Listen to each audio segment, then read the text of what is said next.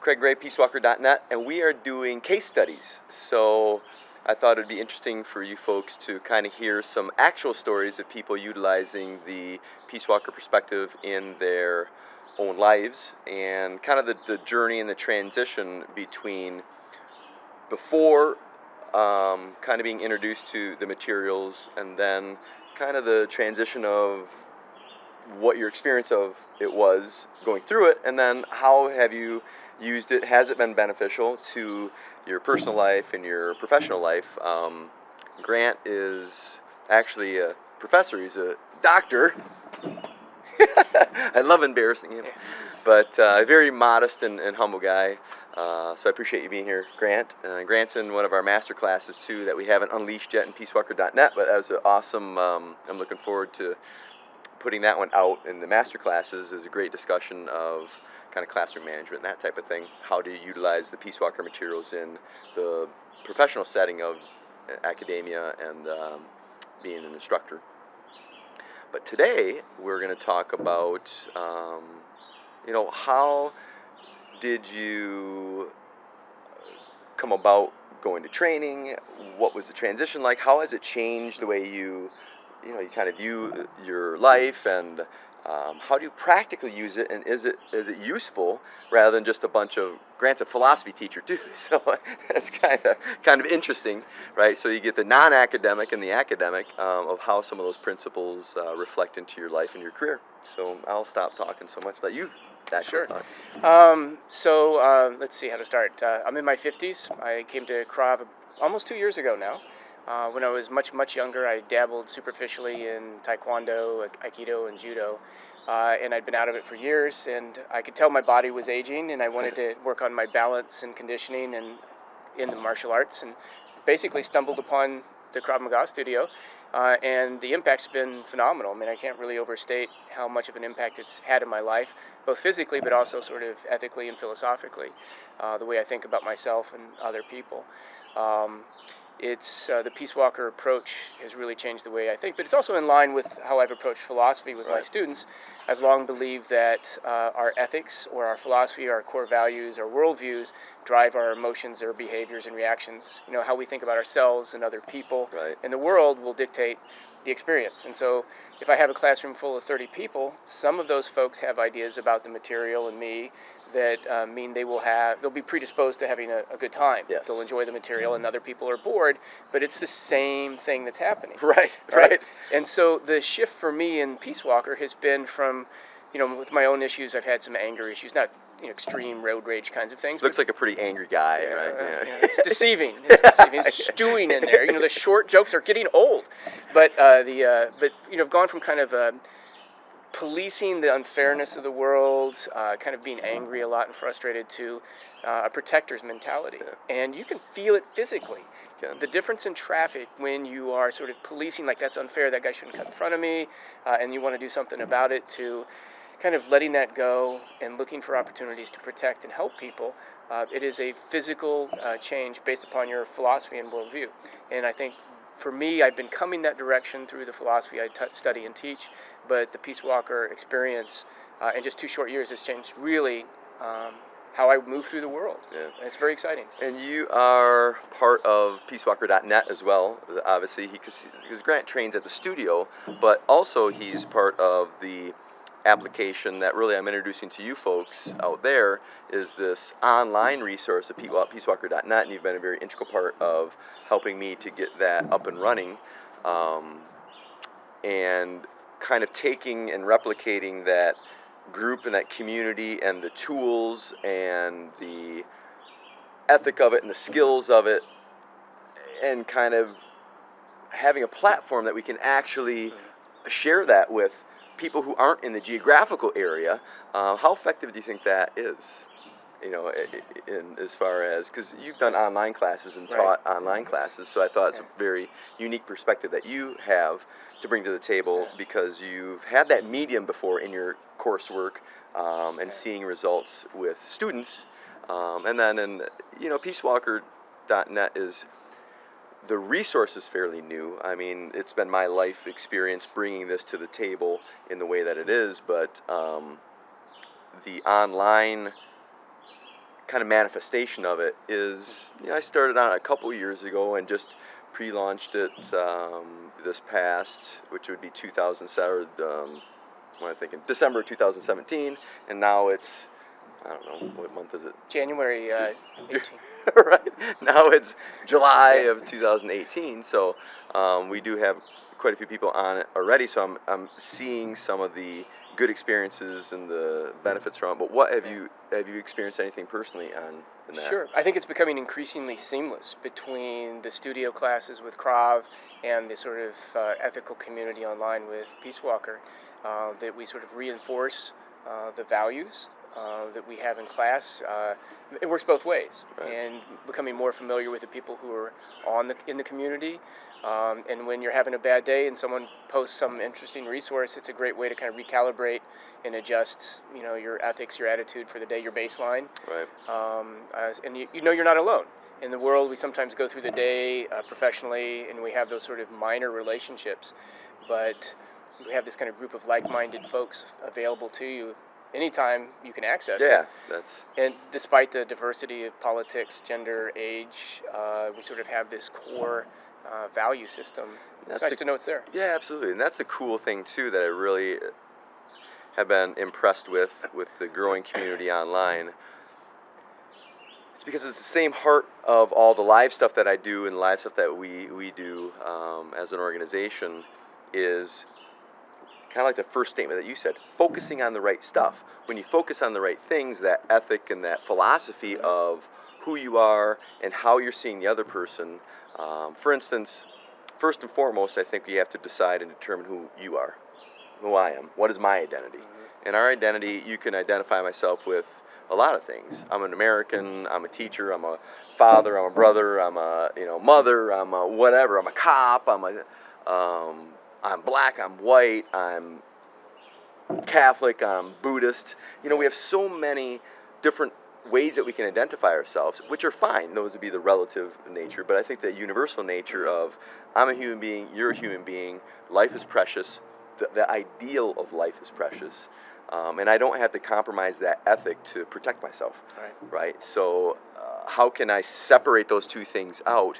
And that is a way of managing the conflict much more effectively, but also it's a way of bringing us together, and that's the kind of cool thing that I'm seeing happen online now is people starting to get those tools and be able to first and foremost see the identity themselves, and then what are you going to see in another person? So if I've got to deal with somebody, I can see them as an individual, but yet, I still, I respect your life value, but I still have to manage your behavior, and having the tools to do that. So have you experienced, how has that changed, or has it changed, like in your career?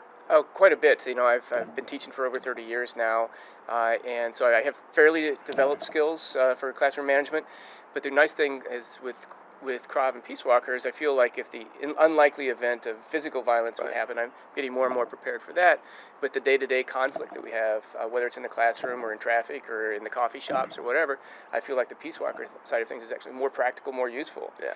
I find You're using that every day, right? Every day, with class, with my wife, with everybody. Right. And then I try to share it with folks. I mean, it's wonderful in the classroom to sort of steal some of your vocabulary, some of your strategy, and tie it in with my philosophy. I stole it too, so it's good teachers do that. We steal each other's ideas, and with a little bit of psychology that I teach in philosophy, giving them some of this ethics drives strategies, drives tactics and techniques, and you apply that to their lives. Right. Philosophy, a big part of my profession, becomes very practical. It becomes a really useful skill for them, and it's really exciting to have that experience in Krav, have it online, and have it in my professional and personal life. So yeah, it's infiltrating everything that I do.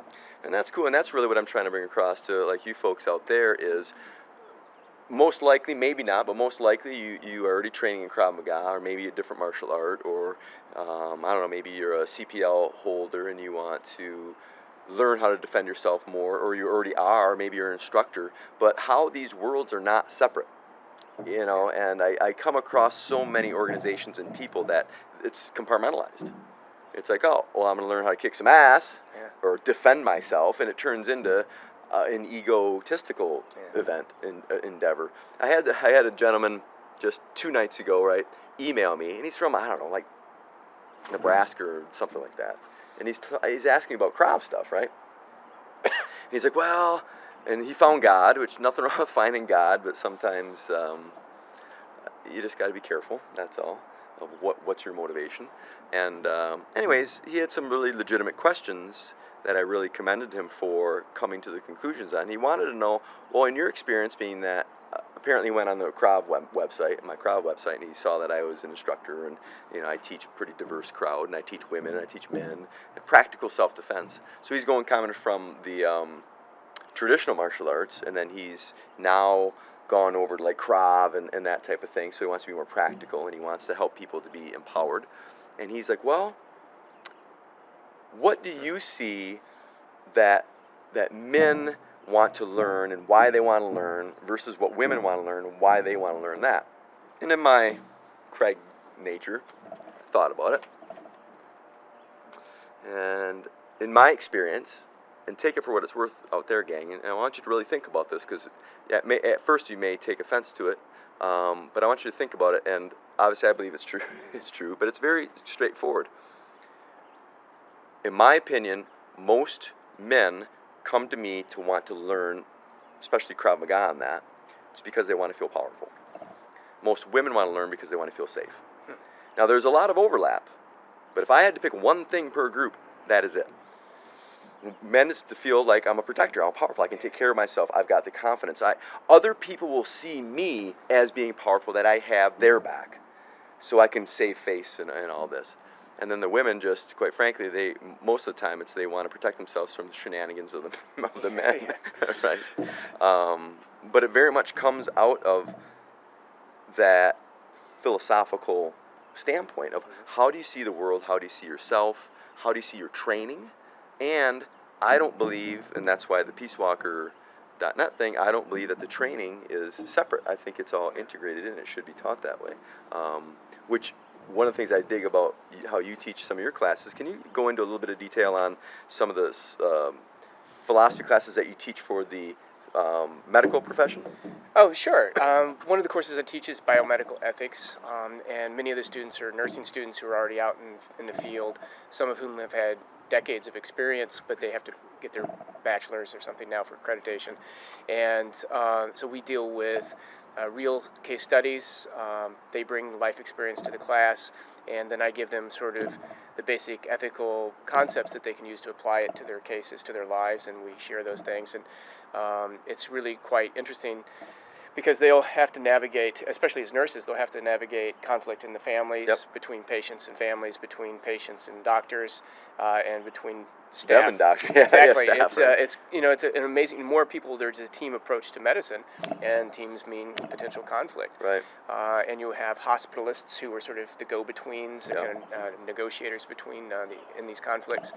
So I find myself even online using some of the conflict management stuff we talk about in Peace Walker, and that you and I have talked about. It's very effective for de-escalating potential conflict, and especially in that situation where people are already worried about their Absolutely. families, their health, they don't know about medicine, the vocabulary is off-putting. Yep. So it's... They could be in crisis. Oh, yeah. In varying degrees, Yeah. and let's be honest. I mean, most of us, if we were to stay in what we call in the program the baseline, if we were baseline, meaning we're kind of keeping a cool head, most of the issues would not happen. It's Yeah. when something sets us off, and it could be a family member in hospital, it could be us in hospital or not feeling well. It could be a fear of something. It Right. could be a lot of things, financial. And I think that's, I sometimes, it sounds like a metaphor when I use it in class, but I talk about self-defense in philosophy classes or in these biomedical ethics classes for professionals in the field. It is self-defense because there's a thing called secondary trauma, where caregivers start to take on some of the trauma and fatigue and mental issues just from dealing with primary trauma all the time. And so Right. we'll talk about self-defense philosophically, and creating space between you and your situations and your work, between you and the patients, and how do you create that space, how do you evade it, how do you take it when you need to Right. step in when you see something going wrong. And those are all ethical issues. They're all space and relationship, because we talk about space a lot, right? Yep. We've just been shooting a lot of videos about space, and for me, there's the thing behind the thing there is that space is also relationship. Yes. And so that's where the Peace Walker and Krav strategies just starts to kind of take on layers and layers and layers. Right. It's wonderful. Yeah. Well, and that's one of the big things that why we just got finished. Well, not really finished. We're about 3/4 of the way through shooting this new module of the tactical space, as you well know, and how it's integrated in both the live training, but also in all of the online training, is to help you folks out there, especially if you're already Kravis or martial artists, first understand those strategies and those tactics and how to apply them in the physical sense. And I would say, even more importantly, understand that their strategies, their life strategies, their conflict management strategies, their personal strategies, their strategies that will help you to navigate and not necessarily control the environment directly, but really control the space around the environment, which first and foremost is being able to control ourselves. Right. Because if we can't control ourselves, I don't care if it's a physical endeavor or it's a verbal or social endeavor, if we don't have a cool, calm mindset, it's going to be really, really difficult to make good choices. So that's the part that I think is slippery. The fun stuff is throwing each other around, right?